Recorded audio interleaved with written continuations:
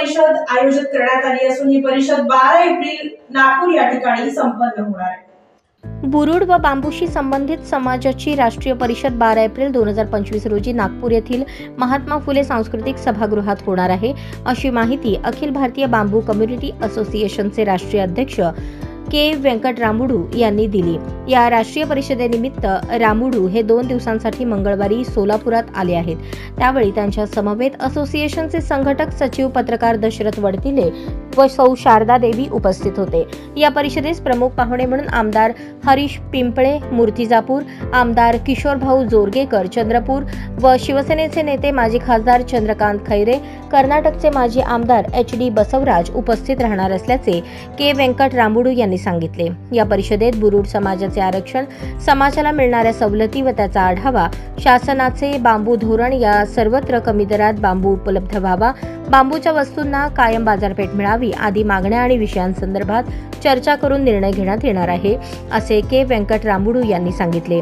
तसेच विदर्भ बुरुड समाजाच्या वतीने दुसऱ्या दिवशी 13 एप्रिल रोजी त्याच ठिकाणी वधूवर पालक परिचय मेळावा होणार आहे।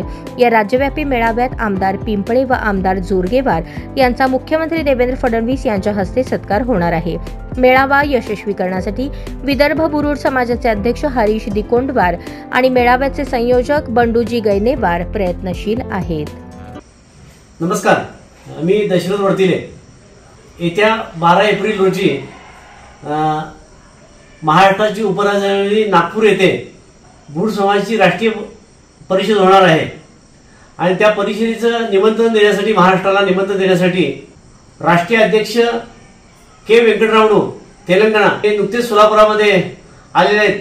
महाराष्ट्रामध्ये पहिल्यांदा ही राष्ट्रीय परिषद होत आहे आणि ह्या परिषदेच्या मुख्य पाहुणे म्हणून शिवसेनेचे नेते व माजी खासदार चंद्रकांतजी खैरे साहेब, मूर्तिजापूरचे आमदार माननीय हरीशजी पिंपळे साहेब व चंद्रपूरचे आमदार माननीय किशोरजी जोरगेवार यांच्यासह देशभरातील बुरुड समाजचे राष्ट्रीय नेते येणार आहेत आणि त्यांच्या हस्ते या परिषदेचे उद्घाटन होणार आहे। अनुसूचित जाती समाजातील बुरुड समाजांना बांबू मोफत मिळावा, त्याचबरोबर ह्या समाजाचा अनुसूचित जातीतून अनुसूचित जमातीमध्ये समावेश व्हावा, या प्रमुख मागण्यासाठी ही परिषद होत आहे आणि विचारविंतन करून शासनाला निवेदन देण्यात येणार आहे। धन्यवाद।